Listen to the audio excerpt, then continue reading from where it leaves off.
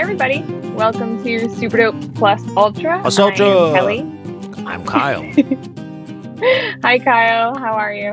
I'm pretty good. I was a little late on the Plus Ultra, but I swear to God, I'll stick the landing one of these days. It'll be dope. Super dope. That's okay. I forgot you were going to do it. You caught me off guard. Phew. I forgot I was going to do it too. I just jumped in halfway through. So I'm just as All right, surprised as you are. Kept me on my toes. Kyle, did you have a Merry Christmas last week? Oh, yo, the merriest of Christmases. Yeah. So thank you for going solo last week. I appreciate it. I was not myself last week. We'll put it like that. But I will say, while I was not feeling myself, or like myself, I did feel a little bit better with some eerie clips. Just her being very confused about what holiday it is, because like she's taking it in all at once, man. She's just been like used by this weird underlord dude to like make these bullets her whole life. All of a sudden, she can celebrate Christmas and Easter and Halloween. She fucks them all up at the same time. Very, very understandable. Very adorable. Eerie claws. All holidays rolled in one. Eerie claws with her eggs and her trick or treat, and I loved last week. It was a very cute, but also it was a pretty cool episode because, again, like it touched on certain parts of the story that we have not seen in a very long time, given how this first half of the season went. So it was cool to check in with a bunch of different aspects of the story. Yeah, I definitely agree. And from last week, when we get that really quick clip about Best Jeanist going missing, I'm very glad they brought that back up in this episode, because I was like, we're not going to just leave that hanging like that, are we? We're not going to have some more beef about Best Jeanist. Yeah, no, you're right. So long-term Dragon Ball Super Dope fans will know when we talked about season 4 last year on our feed, Kelly and I got into a very open discussion. We'll call it a discussion. A minor disagreement. And basically what it boils down to is you've read the comics and I have not, I believe is what it was. Okay. But I was under the impression when we spoke last year that Best Jeanist died when he faced All For One in the midst of the season 3, middle of the season fight with All Might. I was under the impression he died. He got impaled pretty thoroughly. And I understand that we live in a hero society in the world of My Hero Academia, but I didn't think that like made it so that way you could get impaled and like lose, I think, both of your lungs. I don't know what his deal is. I think in this episode they might have just said only one, but yeah, pretty. The way that it's worded is like you can live with. You can kind of. It's surprising. Most people don't realize you can live without a lung, which could mean that he only has one lung. Which okay, I get that, but you can live without a lung at all. Best Jeanist, yeah. How are you breathing, sir? Through the fabrics of the fiber of your jeans. I mean, maybe but it's not a very breathable fabric, so no, it's not. So that's why I'm saying this is malarkey and it's not checking out in terms of the story. But yeah, I would have considered him 100% dead, but you and I got into a fight about it because I'm assuming you were probably at or around this point of the story at the time. I had not even started reading it yet. I just genuinely didn't think that he had died. Wow, so, you watched that fight, him and Mount Lady at the Nomu factory, and you thought that he came out of that alive somehow? Because they never mentioned that he didn't, so I just assumed that he did. Listen, let's not get into it again. I figured that they didn't mention it or they didn't reference him after that because he's dead. What's the point? It would have been nice to have like some kind of in memoriam. Maybe you see All Might and Deku visiting the service or something like that. That'd be great. But we didn't see it, and I thought maybe it was because his death was so brutal it would undercut the metal brutality of his death if they're all of a sudden having done up in a casket for open casket wake. You know what I'm saying? Mm-hmm.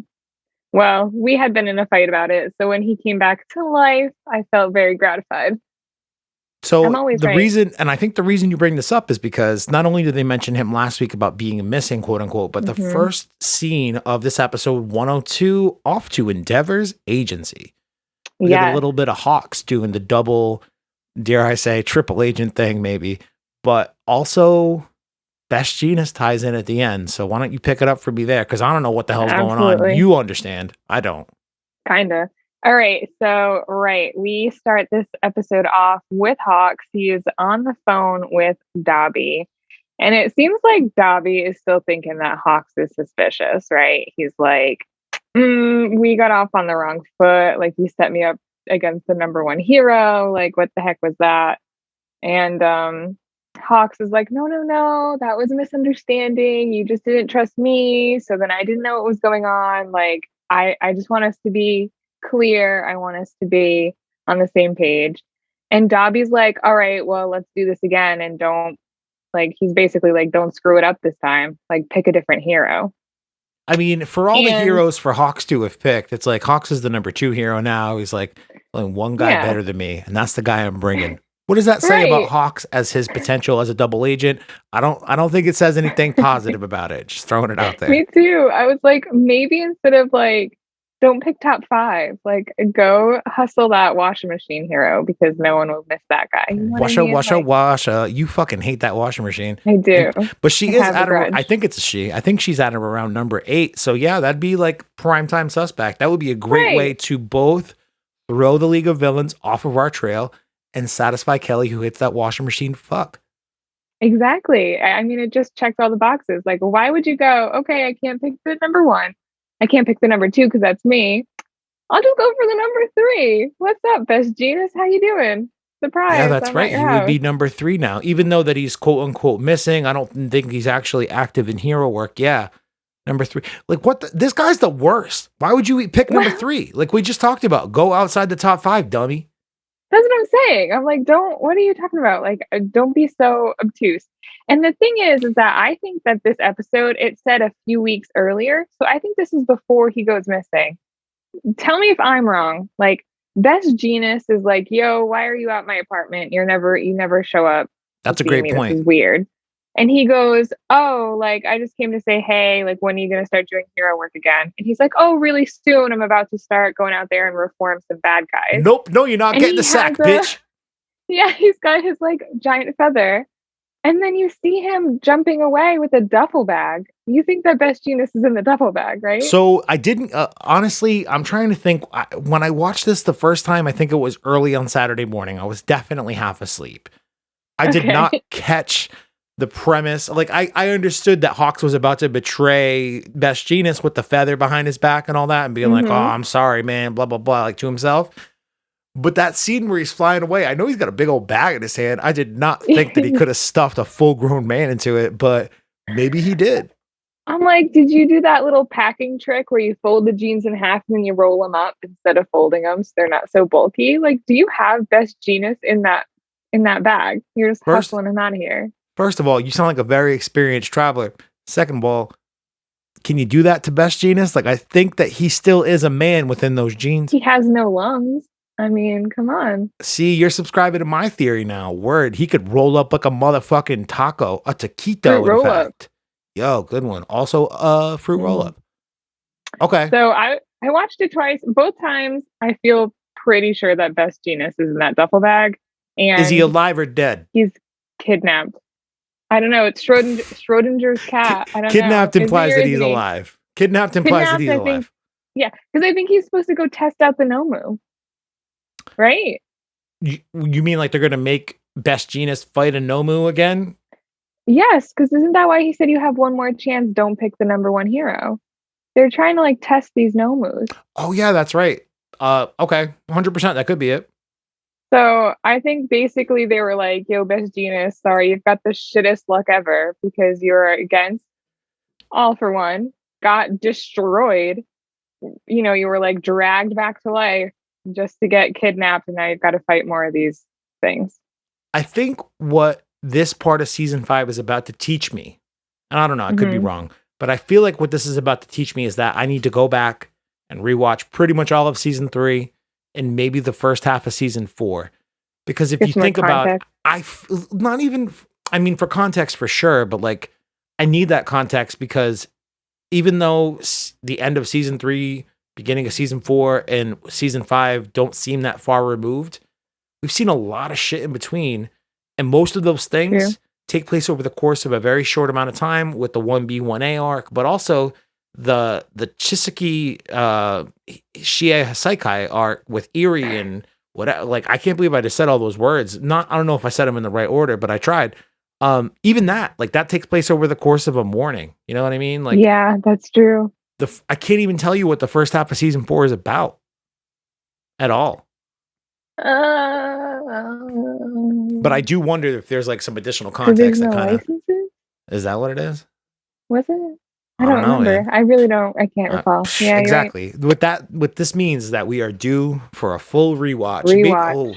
Is that what we do after the season 5 wraps up? Do we do like some kind of abbreviated rewatch? I don't know. Good. We can't do it episode by I don't episode. know. I'll kill myself. Me too. I'll die. Yeah, let's not do that. But maybe we chunk it out into some arcs Like or 3 episodes or something. Yeah, like 3 episode chunks. Yeah, well the thing that's cool about My Hero is there's a lot of like mini arcs, like it kind of contributes to a larger overall piece of a season or whatever, but you can kind of chunk them out like 2 to 5 episodes, I think, at the max. A sports festival probably being one of the longer ones amongst them. I don't know. We'll figure it out in the off season. It might just be reruns, people. You don't know. You don't know what I'll do. Yeah, we keep you on your toes.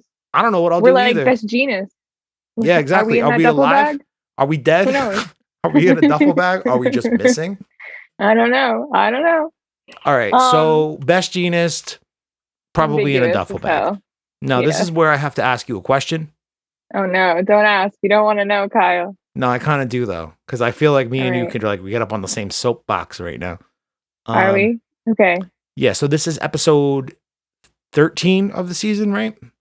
I have no idea. I just know it's episode 102. I wouldn't be surprised if it's episode 13. We've watched quite a few of them. Yeah, I believe it's episode 89 to 102. Yeah, I think we're at 13. So the first 12 episodes, we had that first opening song, which, well, it wasn't bad. It was kind of unremarkable. Like there's nothing about... I think it grew on you though. It did, only because my music brain fucking latched into it and I started thinking about it and I picked up my guitar more than a couple of times while that song was playing in the opening because I got so bored with it. And I was just like, I bet I could figure this out real quick. I did not figure it out that quick. Anyway, those are the reasons that it latched on for me. It's not a bad song, but like in terms of stacking it up against other My Hero Academia songs, there's nothing that really makes it stand out. Like some of the better ones either have gone balls to the wall in terms of their weird genre. Some of that being like, I'm thinking of that fucking Fire song. And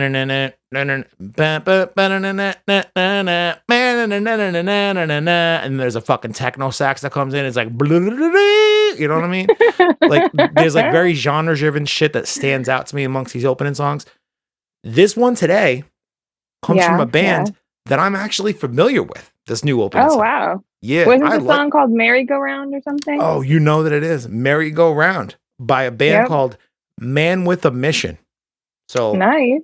I know a couple of these dudes' tunes because the way Spotify knows me as like some kind of fucking 15-year-old Japanese weeb. You know what I mean? I love Spotify. They basically only recommend me artists that have either like contributed this specific song to an anime opening, an anime I will probably never watch or hear about, but either that or like songs that those artists have made separately. So I know 2 songs from the band Man with a Mission. One of them is called My Hero, which is a pretty dope tune. I'm trying to kick me on the ground, kick me on the... It's a fucking great tune. And then there's another one called Remember Me. So the idea that this tune is like split in half between English and Japanese lyrics, it wasn't a complete shock. Like once I started listening to it, I'm like, yo, I know this band. And the idea of them splitting Japanese and English lyrics is like a part of this band's makeup to me, as somebody who's been listening to a few of their tunes over the last couple of years. To somebody who does not know this band or what to expect with this band, I feel like this opening might be a little jarring, especially considering like the majority of the first 40 seconds or so are all sang in pretty poor English. Yeah. Yeah. Let's see. Wow. It's all right. Already, everything will be all right. Wow. It's all right. Everybody, now we're here, or something to that effect. Very jarring. And I was still on board. I was just like, all right, cool. Okay, I can listen to this song. It's fine. I get it. They're Japanese. They don't speak English natively. I could give them the pass on this. And then there's a line very soon afterward that says, "Hey, brother, listen." Hey, brother, listen. Yeah. And I was like, all right, okay. You haven't lost me quite yet. I'm listening.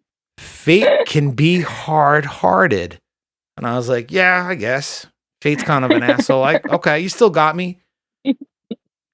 And then it Yeah. cuts to the next line that goes, the carousel goes up and goes down.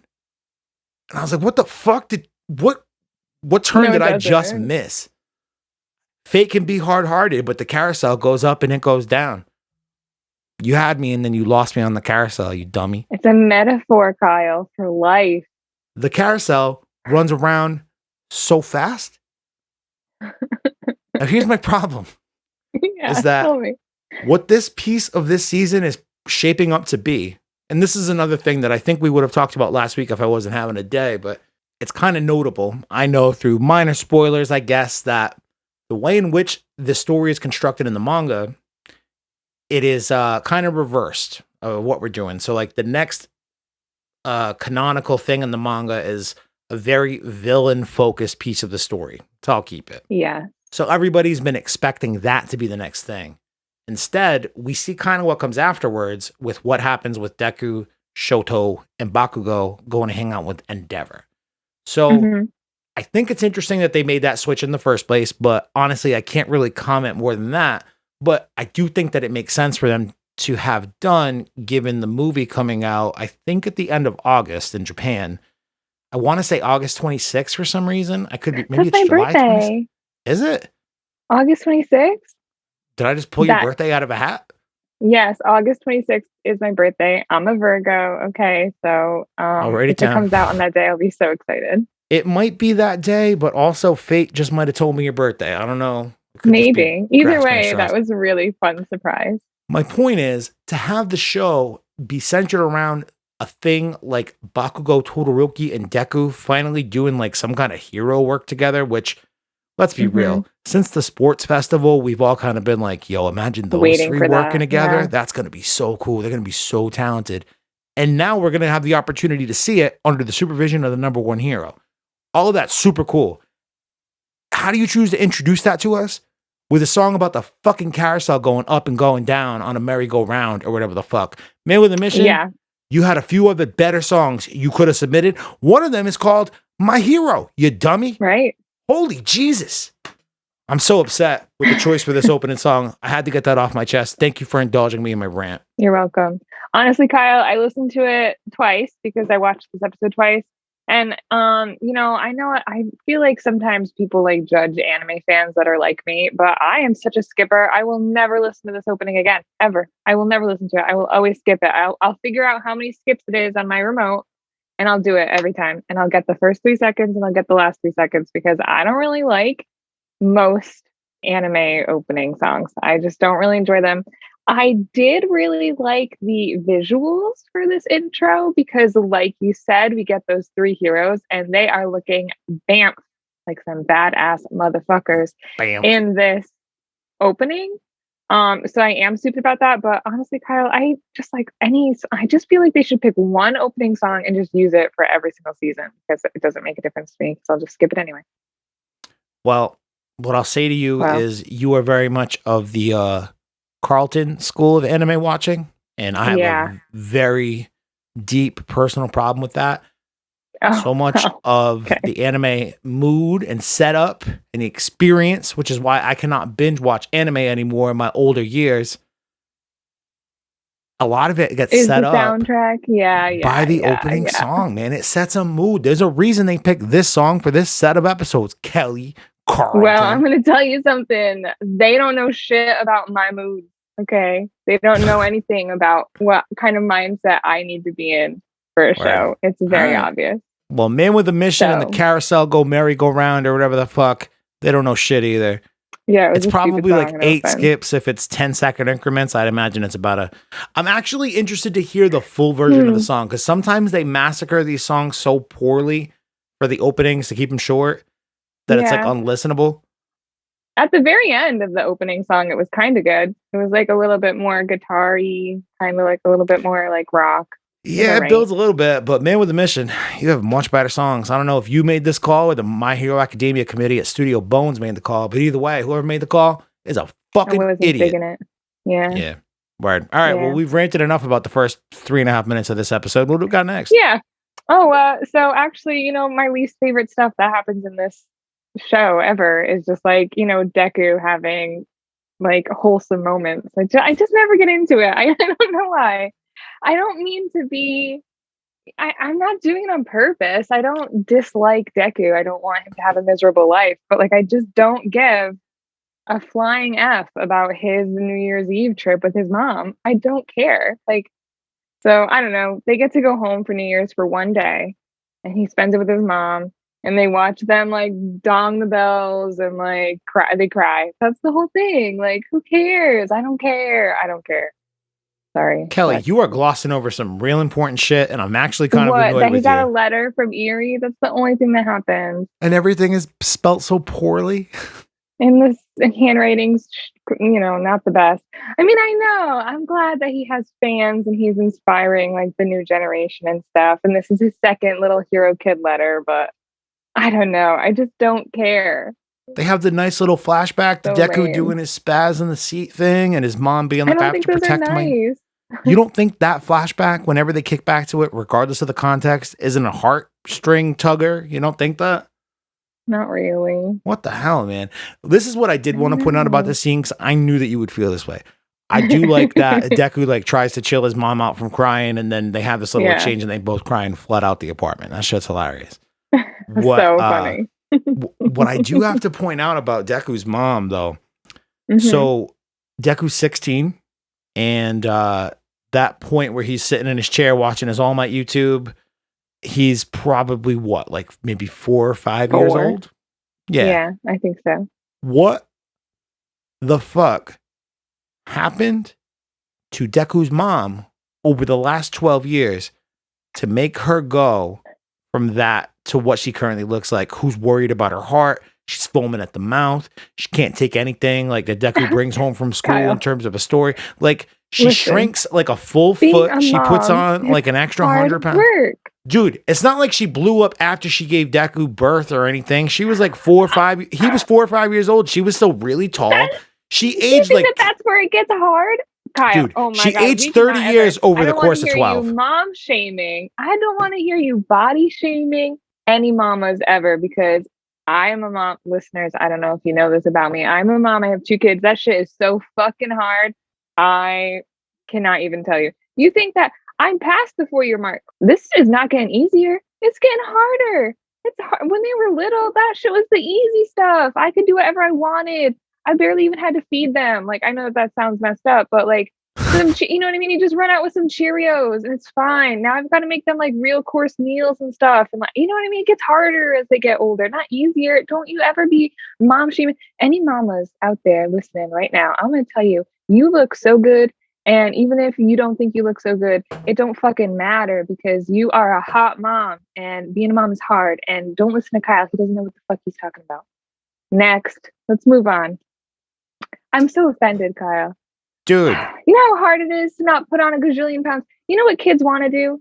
Seriously, you know what they want to do? They want to eat ice cream. And you know how hard it is to say no every single day? Can we have ice cream? Can we have ice cream? Can we have cake? Can we get candy? Can we have chocolate? It gets hard to say no to that. And you're just thinking to yourself, have I had ice cream every single day for the last 4 months? Yeah, I have. Would I have done that without these kids? Probably not. Am I going to gain 35 pounds? I mean, maybe. Who knows? Listen, his mom has a lot of faults. I don't like her. I think she's a crappy mom, but I don't care about how she looks. She's a goddess. Okay. All moms are heroes. That's what this show is now. All moms are heroes.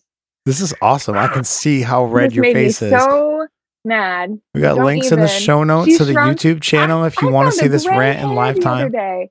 I'm not even 30 years old. I found a gray hair. You think that's because of me? You think that I stress myself out? No. I am amazing. I love myself. It's my children. They are stressful.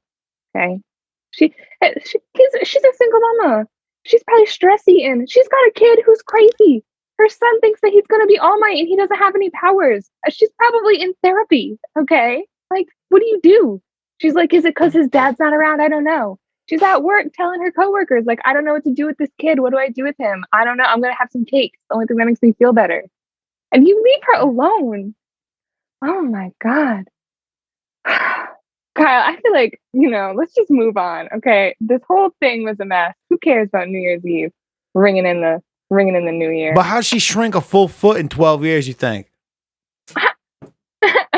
You know what? You want to ask someone about that? You ask what's his face, the Speedy Gonzalez we have over here. I'm so mad I can't even think of his name. Little shrinky runny guy. Who is that? I can't even think of his name. I'm so mad.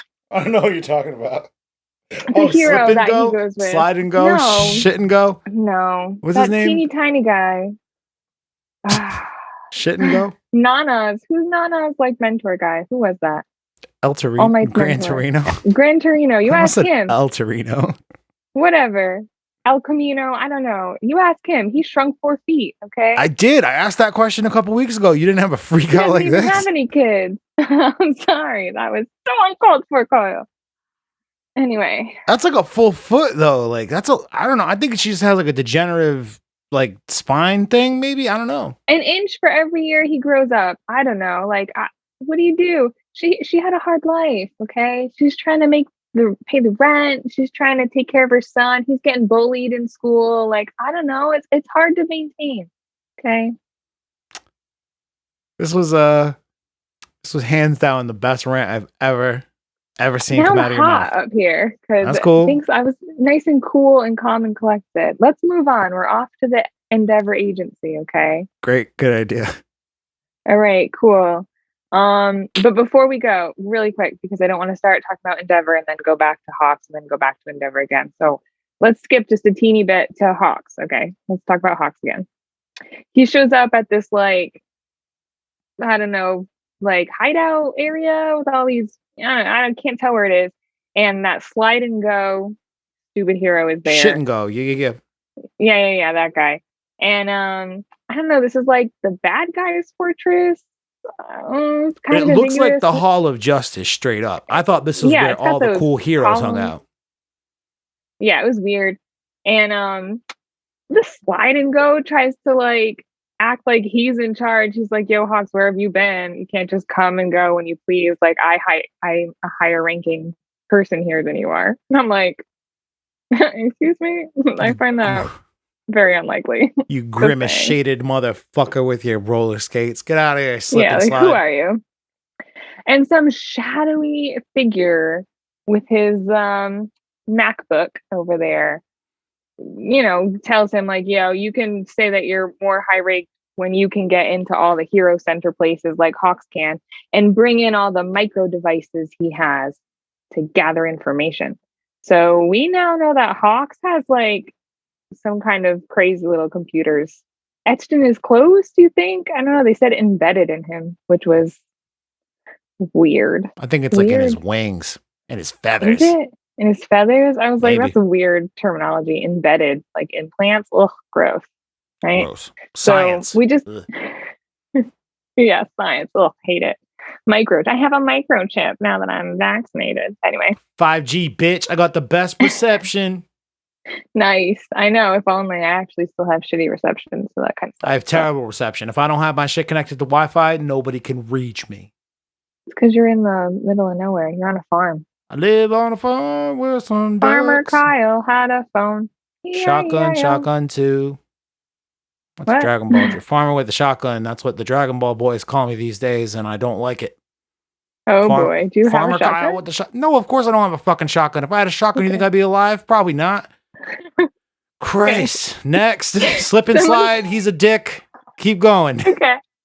Right. So that basically just establishes that Hawks now has some kind of surveillance on him and he can't freely communicate with people anymore. So that's just like cemented in there. So then we go off to the Endeavor agency and Endeavor like welcomes them in person, right? Which I was like surprised about at first, but then I remembered that like he's obsessed with his son Shoto. So I'm like, obviously, of course he's there, right?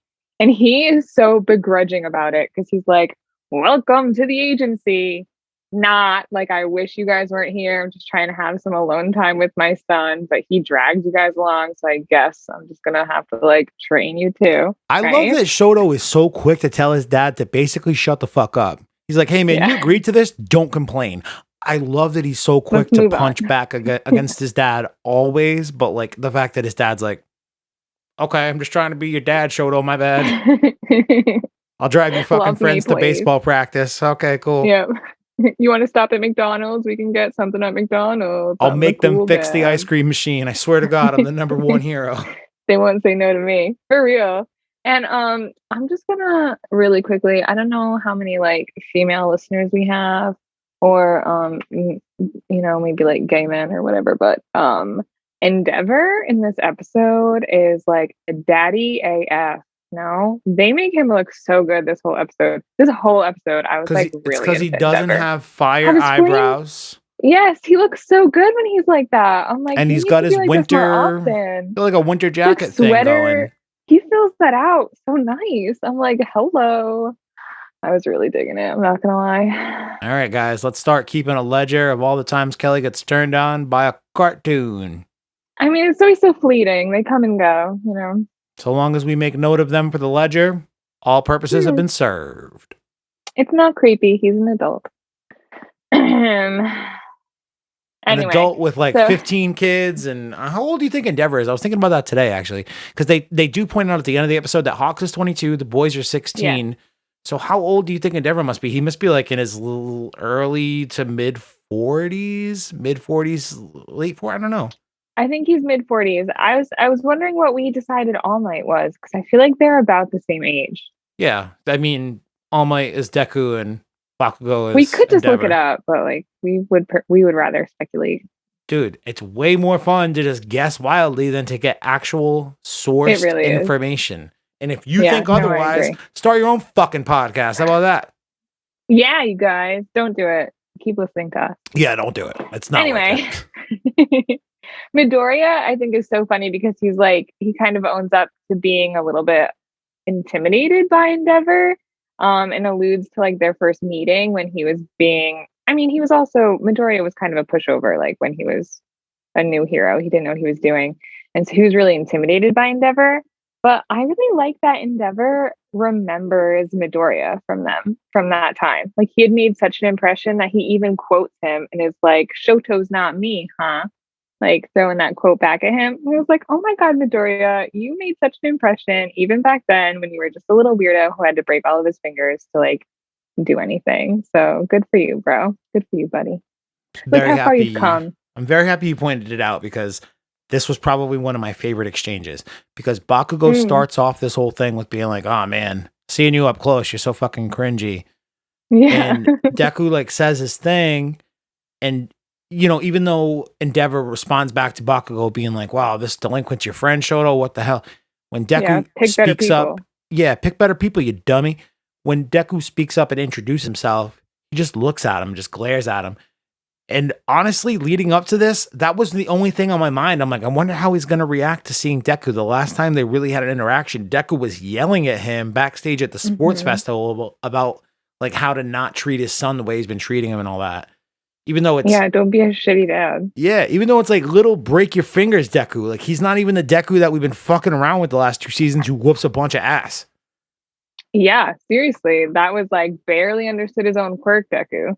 And I was glad that he remembered him. I thought it was like such a fulfilling moment for Midoriya. I was like, look at you. You have been making an impression since day one. I like it. I like it a lot. I like it a lot. I liked it a lot too. You know who else likes it a lot is All Might, because they have a little flashback to saying like, All Might, we're going to go train with Endeavor. And he's like, yeah, that sounds like such a great idea. You're going to learn so much. You're growing so big and so strong. And I can't even wait to see how you're going to learn so much. I liked that part. But I like that he also says Bakugo. Great that you're going too, because he's just like you. And you get to see what he's like now. He says like, you should check out the current Endeavor. This Endeavor is like a little bit more chill and heroic, less selfish. He's definitely going out of his way to serve his purpose in Hero Society as number 1 and realize the shortcomings that he had as number 2 to All Might and trying to live up to what that was like back then. Yeah, seriously. So they just get off the train. I feel like it's like a 5-minute interaction. And then he's like, I'm the number 1 hero. I only want to teach Shoto. Don't believe me, just watch. And just like dips out of there. He's like, stay back, you guys. Watch a real hero work. And Midoriya is so impressed because he's like, yo, we didn't even hear the impact yet. Like, how did you know before that even happened? And so I That was confusing for me. Could he just tell, like, from the vibrations, or does he have, like, an earpiece in and he knew there was, like, trouble afoot? Like, how did he know I don't know. about that? I was like, "That was weird." I It thought that could was be weird like anyway. he's got some kind of micro device like Hawks has that lets him kind of hear other parts of the city. Batman has that Yeah, kind of maybe. shit in one of the Chris Nolan movies, I think the Radio second scanner. one, where he can hear everything in the city. Lucius Fox hooks him up with like some kind of basic sonar thing. So maybe Mm. it's something like that. Or maybe he's just that good of a hero, you know? Yeah, maybe. Because I was like, "How did you know?" Just a And then hero's intuition. this hero was weird. What'd You you think called of him a this guy? hero. Interesting. I I thought he mean, was a villain straight up. no, I meant villain. Yeah, no, All right, that I'm was just an kidding. honest mistake. Yeah, He's not that was part of an the honest mistake. liberation, the meta liberation army. Well, maybe because he does say some weird stuff, but this guy, he's like a glass wizard, servant of the stars. That was his hero So, name, I think. so I don't know what it was Hard to because I tell. wrote down enlightened fallen king. I thought that was the move. Maybe. I don't know. What was yours Mm. again? Serpent of the stars? Servant, servant of Servant. the stars. Servant. It could be Yeah, that. I thought. But he's some kind of glass manipulation guy, which is not good news for him because Endeavor, all he got to do is heat that bitch up and boom, Serpent of the Stars. Why don't you go fuck yourself into the galaxy, butthead? Melted. Yeah. That's basically what happens. He's all like, "Look at me getting all the windows and the windshields and He's stuff." And very he does this big performative. bubble. You got lots of Yeah. lines, got lots of cool It's like dialogue. Cirque du Soleil. You know what I mean? Cirque du Soleil with a touch of Nostradamus. It really was. It was like all the bubbles and the floating, and And he's like just I like was just calling like out shit very that's gonna happen. theatrical. Yeah. Talking about Pluto so much. Pluto's not even a planet anymore, bro. Get it I together. thought it was a planet again. Is it? I I thought they thought said it it was. wasn't a I planet. could be making that up. I make shit up all the time. Who knows? But I make shit up all the time. well, we should probably commit to not Mm, do that anymore. But why? It's more then fun. it's way more fun. I was gonna say, then we take away a big part of our podcast. Yeah. If we were just facts and nothing else, oh, this would be so boring. Yeah, we'd be like other fucking anime podcasts that are just like, well, Oh, let me that read was from a Kyle, not Wikipedia me. page. Yeah, I'll burn I y'all, didn't say motherfuckers. anything. I'll throw it on the mic or something. Drop a mic. Anyway, I'll drop a mic. well, that's what Endeavor does. He shows up and he just like blows up that bubble so fast. He's like, flash fire fist, melted glass, see you later, alligator, chases after that guy, right? And it was bum, bum, bum, a trap. It was like such a half-assed trap, right? Like they're going down an alleyway and there's like two wires and two like street thugs waiting on the other end to try to catch Endeavor. Like, what are you doing? You Like, did they gotta not know? think. They must have not assumed Endeavor would have showed up Exactly. because that was such a lame trap. I could not even believe it. I feel like I could have made it out of that. It's a fucking Looney Tunes gag. We're gonna chase him down this Yeah. very long, narrow corridor, and at the end of it, we're gonna put out some There's string. a shovel. Yeah, and you step on it and smack yourself in the face. Yeah, it was like so stupid. So And they'll get a flattened mouth like, and have birds flying around their head, and yeah, it'll be really cuckoo, funny. cuckoo. So dumb. And Endeavor like doesn't even notice. I feel like he melts the wires, like doesn't even notice he does it. And the students are there to be like, "Hey, don't forget about us. Like we're not useless." But Hawks beats him to it. So now we've got like all our main characters of the episode together. We've got Hawks, we've got Endeavor, and we've got the students, Bakugo, Midoriya, and Shoto, all chilling, apprehending villains, you know, doing the hero thing, right? It was nice. It was nice. And we have some really hilarious Hawks moments here because, yeah, I don't want to say Just come on and say it. I don't want to say he's flirting. Oh, come on and say it.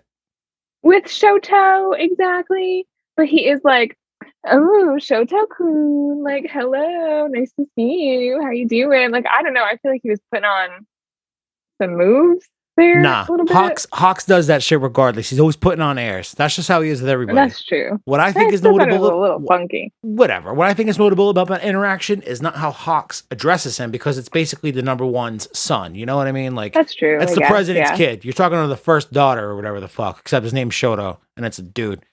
Shoto's response, on the other hand, he's just like, "Yeah, sure." All like dot dot dot ellipses and shit. Like, I think Shoto sees Hawks and all of his heroic glory and is like, yo, you're the guy who's going to overtake my dad one day and be the number one hero. Certainly. You're going to overthrow my dad. You got this long blonde hair, these cool ass wings, and you're very nice and well read. I like you, Got sir. some sunglasses. What's up, bro? He's got cool fucking sunglasses. I think his outfit's a little weird, but yeah, whatever. His outfit sucks, but those sunglasses, super dope. They're nice. All right. I mean, I picked up on that too. I was like, I'm feeling a vibe over here. The vibe is called Shoto's got a crush on Hawks. Yeah, because he barely even acknowledges Bakugo. And then with Midoriya like starts fanboying, and he's like, "Oh yeah, you're that dude that crushes his fingers. What's up?" Gross. Like, very dismissive. And I was like, I feel like Shoto's getting some special treatment over here. Because he's the number one son, not because Hawks is a fucking child molester. Leave him be. All right. But then he starts, oh my God, he starts acting so weird. He's like, hey, very serious. Hey, Endeavor. This is my serious face, okay? Hey, Endeavor. You know how to read? Have you seen this book? Yeah. I've taken the time to go through there and highlight some of my favorite passages. Like, you should definitely read them. This is all about like liberation, so that we can all hang out and do less stuff. It's real cool. The students are like, not the students, it's just Midoriya. But he's like, oh my God, a book recommended by a hero. I should totally get one. He's like, I got you covered. I carry around 8 of these at all times in my non-existent pockets in here. I was like, why are you acting so weird? But it turns out that he's trying to leave a message. He's trying to communicate on the down low. Communicate, yeah, without sending off any red flags, because he's got those microchips. Kyle, do you think that if you were being surveillanced and you had to... It's surveilled, but yeah, keep going. Whatever, surveillance. And you had to do like a secret code to somebody, do you think that you would like get it across? I wonder if I would be... Me? I feel like I would be... Yeah, with you. It depends, man. Because I think that I would come up with some real clever shit that like automatically somebody would like get right away. But like, figure out. I got some dumbass friends, and my way of thinking, like the access to my way of thinking, isn't as accessible as I like to believe that it could be. So I could be like, okay, I'm coming up with this crazy numbered alphabetic numeric code, some crazy stupid shit like that, and be like, somebody will figure it out because math or logic, and none of my friends will get it because they're all stupid and can't read or do math. Okay, I feel like that's exactly how Hawks felt too, because he's like, oh man, when he leaves the interaction, he's like, oh, I feel like I was acting so weird, and like, I don't know, was I being too roundabout? Like, is Endeavor gonna get this? I don't know. And so he's basically just like, I feel like Endeavor's really thick. He's not gonna pick up. I feel like the problem for Hawks is that his problem is twofold. Like, he needs to first come up with the system to communicate the message with the highlighting parts in the book thing, right? Which Endeavor goes on to figure out later on. But he then also has to communicate to Endeavor that he needs to read the book in these specific parts and look at the second passage is what I recommend, or whatever the heck he says. Yeah, the second part. Yeah, to like give him a hint as to like what to clue in on. But like he's got to do the code like 2 times over, because he's, I guess, doing a double agent thing, maybe up to a triple agent thing. He does come right out and say when he gives the books and says this is about the Meta Liberation Army. Not the first time that we've heard about it in the series. We heard about it briefly in the past, but I kind of remember, I don't remember when exactly it came up, but I remember hearing about this book and being like, well, we do live in Donald Trump's America right now. This is reminding me of what like Nazi fucking loyalists or sympathizers will get along with, like the Mein Kampfs of the world and all that. Yes, the quote unquote good old boys, or whatever the heck they say, right? The Proud Boys? The Proud Boys, whatever it is. Yeah, not so proud unless it's about fucking crying about how they can't have their guns every time that they have their guns out in full force. But whatever, I digress. Hey. It's more of, I don't know. I guess I kind of felt like that's the vibe that they borrowed from when they first talked about this book. I haven't thought about it since, but it's a book that's like circulated kind of underground that's meant to bring about a greater cause, you know, quote unquote, according to these people. And them bringing it back today to talk about the Meta Liberation Army, right? So yes, Hawks goes to that Justice League looking, Hall of Justice looking place at the beginning of the episode, talks to Slip and Sluck or whatever the fuck his name is, and that flip dude and with the slide, flip and go. who gives a shit? He sucks. And he talks to that dude with the laptop whose face we never see. So I'm like, wait a minute, these people aren't part of the League of Villains. I did see him talking to Dobby on a payphone at the beginning of this episode. And I know that he's working with Endeavor and trying to clue him in as to what's going on with, I guess, certain parts of this book, which could play into any of the narratives or any side of the fucking puzzle that he's playing. But is the Meta Liberation Army actually one part of another side? Like, is the League of Villains and the Meta Liberation Army kind of one and the same? Are they working in tandem? That's kind of where my brain went. You might already know the answer to that, so I guess don't ruin it if I figured it out. I never ruin anything, I don't think, really. Nothing serious. You're very good. But you're very cautious.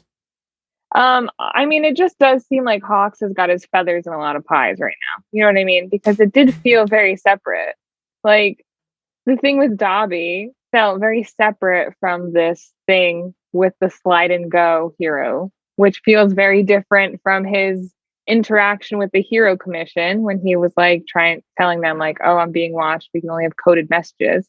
And that feels very different from his interaction with Endeavor. It really all feels very separate with Hawks right now, so it's kind of hard to tell. Maybe he's the one who's on the merry-go-round, like glimpsing at all these people. I don't know. Shit, son, did you just make the theme song make sense? A little bit. I feel sick to myself because I hate this theme song, so I shouldn't have given it any credit, but whatever. Now I got the other song that I actually like from that band stuck in my head. It's like, remember me, we're living in a spaceship or some shit like that. Remember me, we're living in a split screen. That's what he says. It's lots of English. Okay. Blah, blah, blah, remember. It's a good fucking song, I swear to God. This merry-go-round, merry-go-wrong is what I'm going to start calling it. This merry-go-round song is the wrongest song that I've ever heard from this Bond. The second it starts with that wow, wow, I'm like, ugh. See, but it reads wow, but they very, very clearly say wow, wow. Wow, wow. Yeah. Wah, like, wah. what is this? This is so weird. Anyway. So yeah, Hawks is doing his like book club shit. Quadruple, whatever. Yeah. It's Oprah's book club, basically. He's like, I've got this for all my friends. Okay, freaking weirdo. And Endeavor goes back, I was gonna say goes home, but goes back to his agency, which basically is home. He probably Endeavor's like, fuck this, you gave me a book, I'm out of here, I'm going home. Yeah. Well, he's like, yo, this is suspicious. Like, he cannot get over it. He's like, he was acting so weird. So he's flipping through the pages. And he's like, what is it? And it's like all these words, I don't know. And during this part, like anyone who watches like TikTok videos at all, there's like a TikTok sound going on right now where it's like, I'm an international super spy. And it's really catchy. And that song was just like stuck in my head during this whole interaction because I feel like Endeavor really felt like he was like cracking the code. You know what I mean? Like, I feel like Endeavor felt like he was reenacting a scene from National Treasure. Like, you know what I mean? Like, he was Nicolas Cage. He's about to steal the Declaration of Independence. He's just got to figure out the right code. What? Hear me out. Live action My Hero Academia movie, Endeavor, played by Nicolas Cage. Don't say that, because I thought he looked so attractive during this episode. No, he'll be played by attractive Nicolas Cage. All right. Well, we'll make Nicolas Cage get in shape, grow back his Con Air hair. Maybe get him in circle the Raisin Arizona years. We have a time machine for this production, obviously. We'll have him keep the Raisin Arizona mustache. There's and then light it on fire with CGI and post. Hell yeah, this plane gets better the more I talk about it. I have a question. Doesn't Nicolas Cage play like a skeleton on fire? Oh, Ghost Rider. Yeah, good point. Ghost Rider. So he's already got like that part down. See, the more you talk about this idea, the better it gets as well. It works. It does. It works out.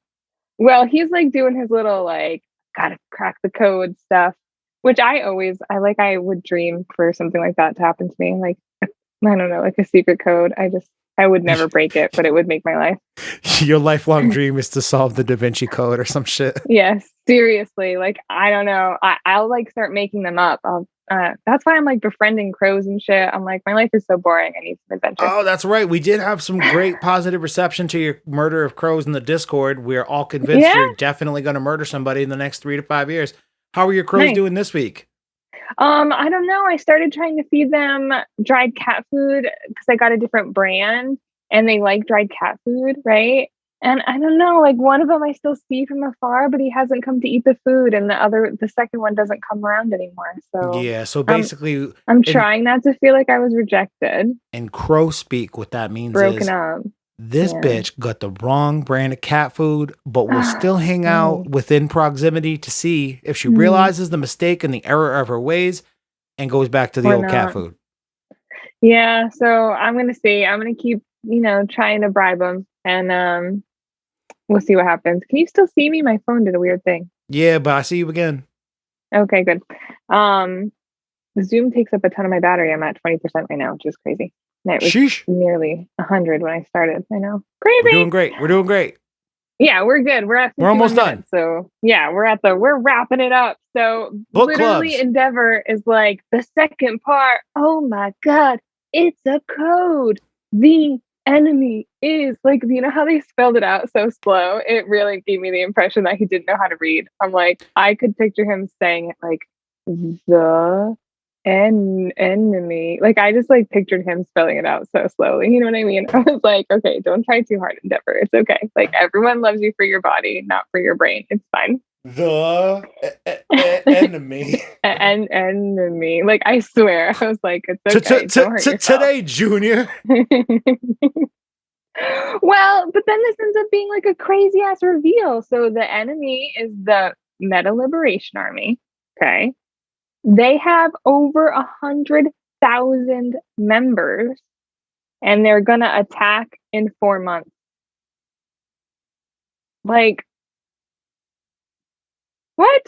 Crazy. So that was like a big reveal. And I'm honestly so glad that they finally gave us like a real tangible thing. You know what I mean?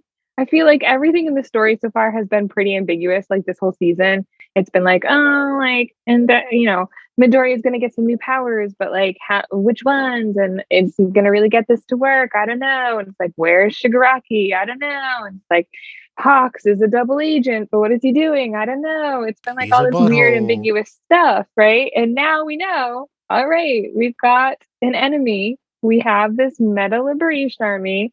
They're strong as hell and have a ton of members. 100,000 members. That's nuts. Meh. And they're gonna attack in 4 months. So I was like, sheesh.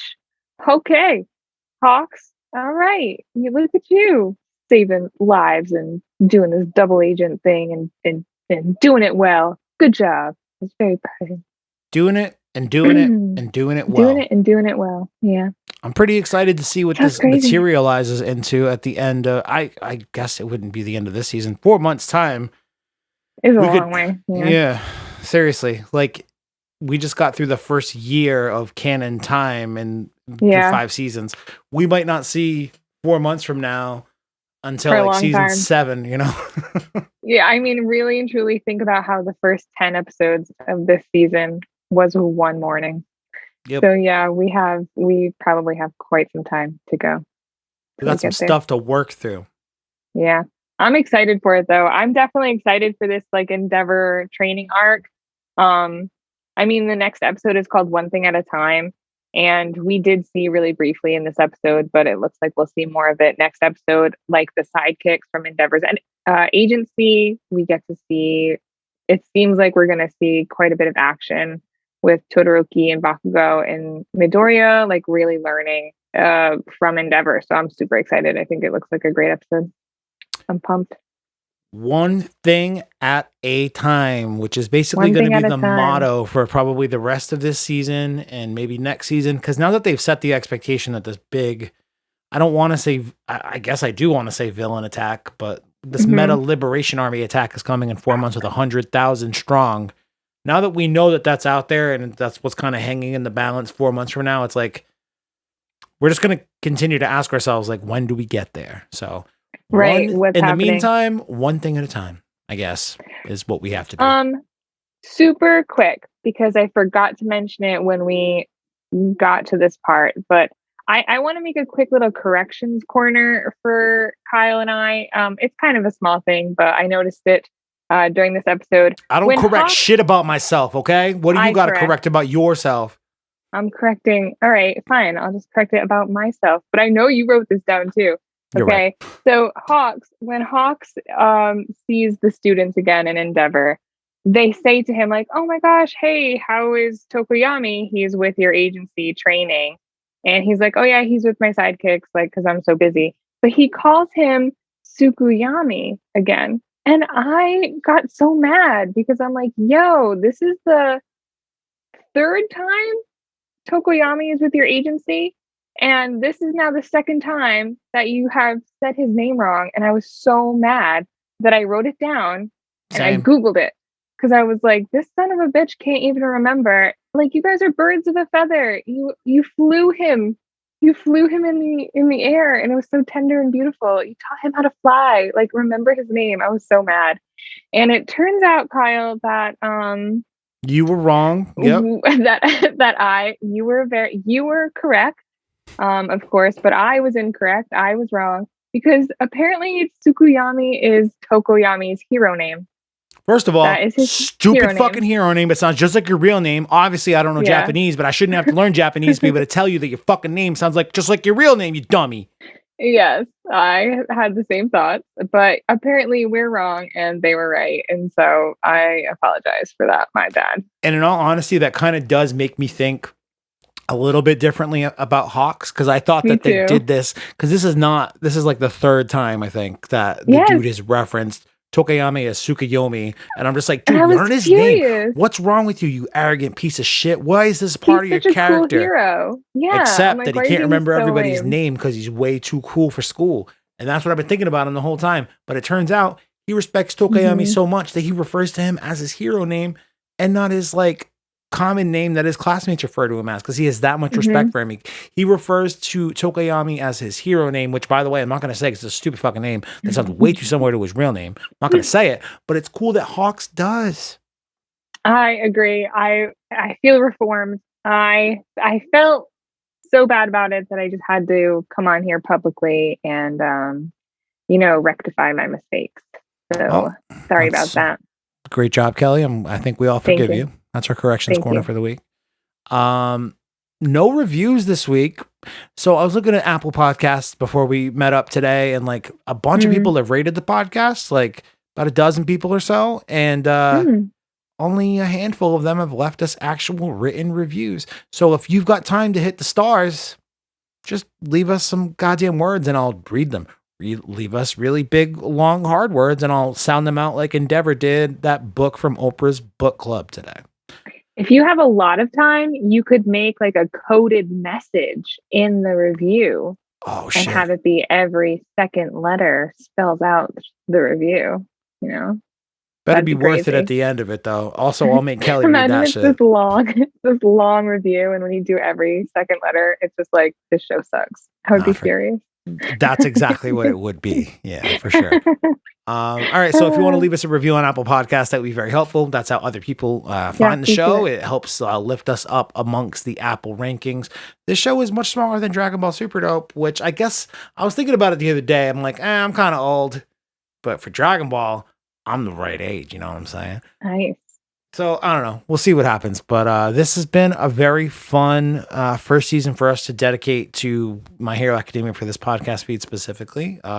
One thing that we have been doing in most of the episodes, doesn't line up every week, is pointing out a certain character's birthday and celebrating it briefly. So nobody's birthday is actually today. We're recording on June 27th. No, excuse me, 28th. 28th.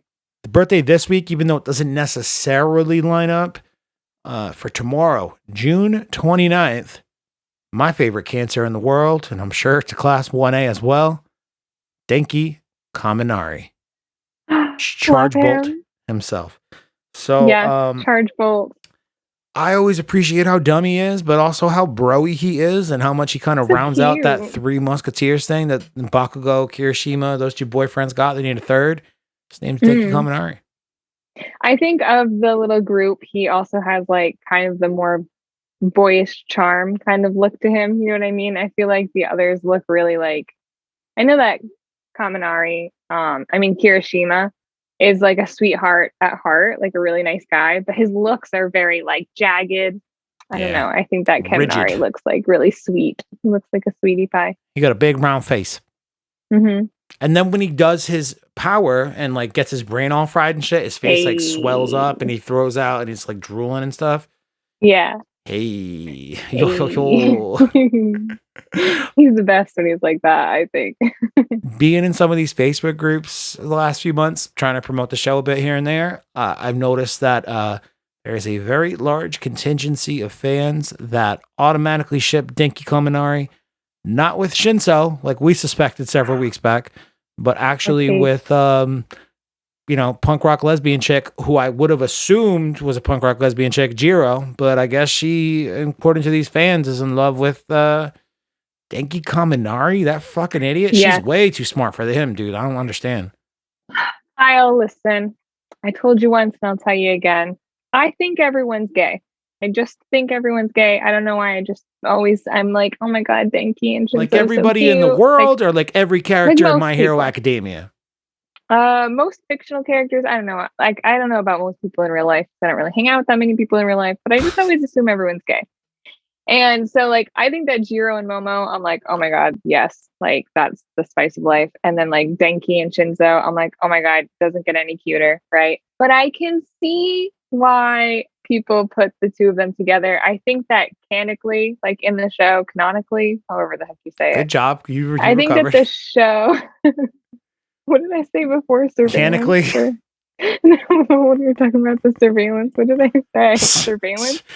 How do you think it feels to know that you're being surveillanced? I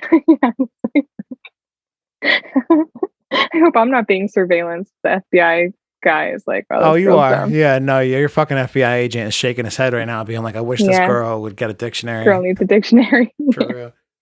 I can see why people do put them together. I think that the show heavily implies it for a couple of reasons. I think the fact that she's sort of like into rock and roll and oftentimes has like an electric guitar and he's like electricity. She also has like headphone jacks. That is an electronic device. Electricity, I can see that. And then so also she can plug into Dinky's butt or whatever. Something, yeah. What was the other songs were called? The Peggies or whatever, and we had that whole rant about pegging. You remember that? Wait, what? The the first intro song is by the Peggies. Do you remember when we had that whole rant about if the Peggies is because they peg each other? Kelly, I make a lot of podcasts. I say a lot of foolish, stupid shit. It's literally recorded. It's recorded. It's in one of our episodes. So it must be from about pegging for like 5 minutes. It must be from a Dragon Ball Super Dope Plus Ultra episode, right? It's not. No. Is it from this season? Yeah. Wow. It is. Yeah. Very God, nice. I talk a lot. Anyway, another thing that they have that makes it seem like they're together is that there are oftentimes instances where they're both wearing a choker, but not at the same time. So it's like sort of implied that it's like maybe it's Kaminari's and he's letting her borrow it, or the other way around. I don't know. It's actually kind of adorable. That's some middle school shit, but I think it's cute as hell. And then the final thing I think is that they have like a similar thing going on with their hair, where Kaminari has like that zigzag of like black in his hair that looks like a lightning bolt. And Jiro, when she's in certain light, the light reflecting on her hair is like that same zigzag, but in a very light purple, almost like a white color. So I feel like all of those things kind of imply that in the show they're supposed to be the people that you're like rooting for. But I mean, God damn, Denki Kaminari. Too vanilla. Happy birthday to you, batting out of your league with a badass like Jiro, because we all know that she's a hero too. She is a hero too. Hero too. My heart is high, and I like that won't song. back down. I love that song. I listen to it all the time. Me too. Hero too. Strength doesn't make a hero. True hero. that up for what they believe. So wait and see. How come Jiro can fucking sing a song half in English? Actually, that whole song is in English, right? Is in English, yeah. Yeah. People will touch for no reason at all. Yeah, they might try. Say your dreams are, don't listen. Gotta roll it down on me. Count me out. That should be the intro because, like, I'm the intro we have my own way. You think I don't fuck around with that song on the acoustic every once in a while? I can tell you do. I'm a hero. I got news. Hey. Yeah. Nice. All right. Happy birthday, Dinky, you fuck. Yeah, great happy song. Birthday, bro. Great girlfriend. Your girlfriend's got a great song. Great life. Yeah. You got a good life. Got some good friends. Got some good powers. What is that? You got a good life. I don't know. Feds would know. I can't think of what the hell it is. Anyway, no review. Anyway. Happy birthday, Dinky. Episode 103 next week. One thing at a time. Waiting on down the line. Being on those on my home again. I got a lot of Johnny Cash on the brain right now. This just turned into like the musical episode. We go to one piece at a time. Yeah, I sing a lot, but not professionally. How, like, Buffy?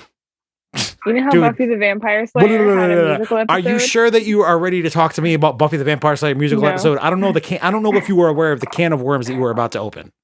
Well, I'm just saying, if they can have a musical episode, we should have a musical episode.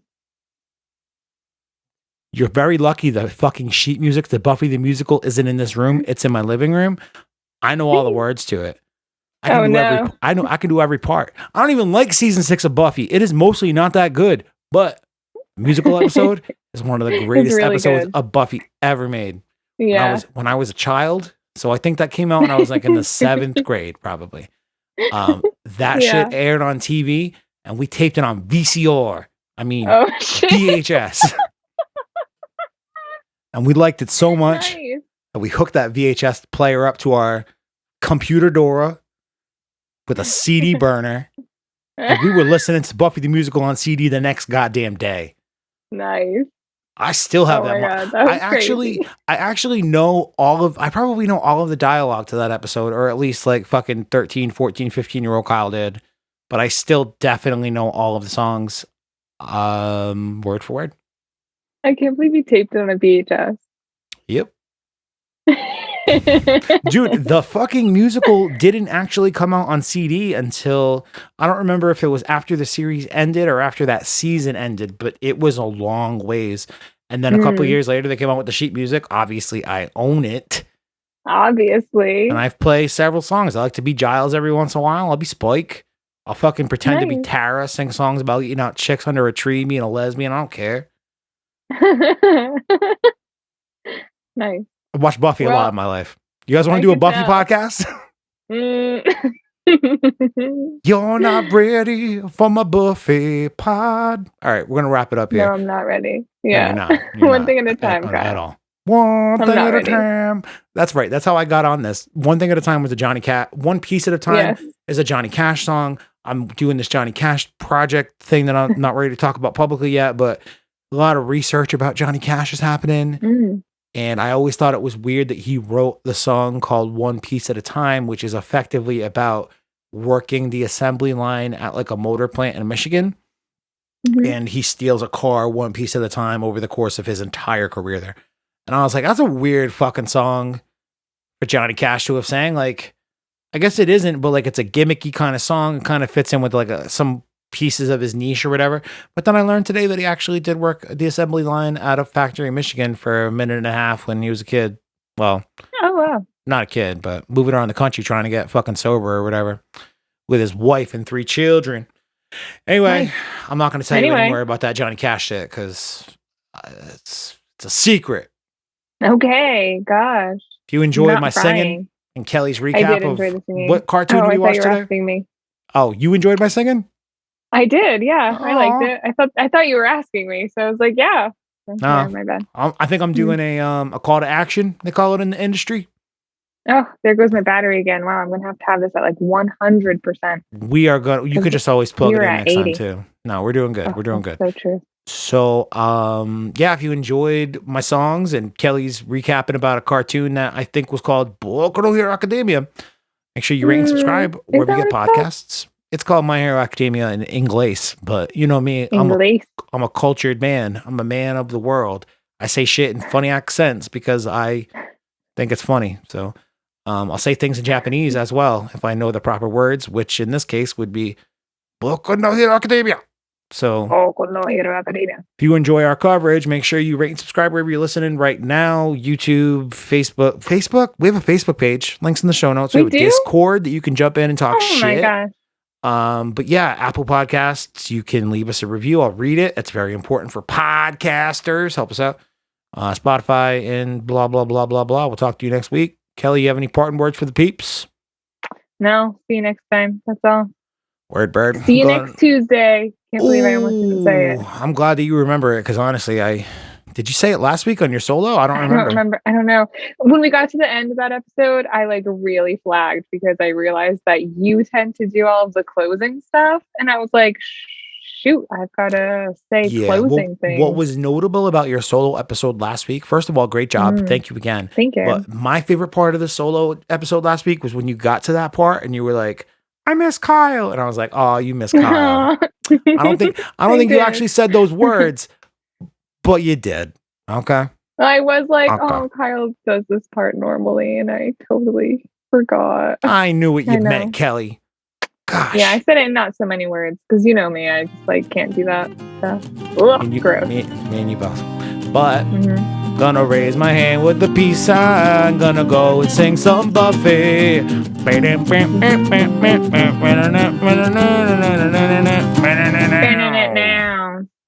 Hell yeah.